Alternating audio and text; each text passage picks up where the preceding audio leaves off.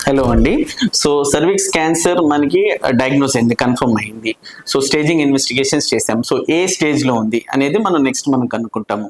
For example సర్విక్స్కి మాత్రంలోనే ఉంది, మనకి disease ఎక్కడికి స్ప్రెడ్ అవ్వలేదంటే అది ఫస్ట్ స్టేజ్ అని భావిస్తాం అనమాట.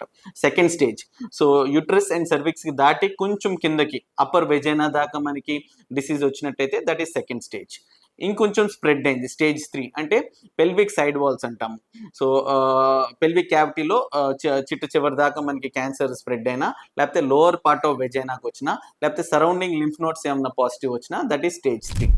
So next stage is stage 4 అనమాట.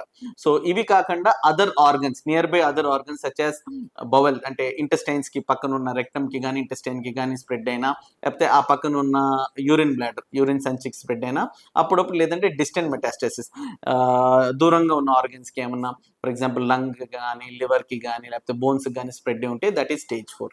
So this is how cervix cancer is staged.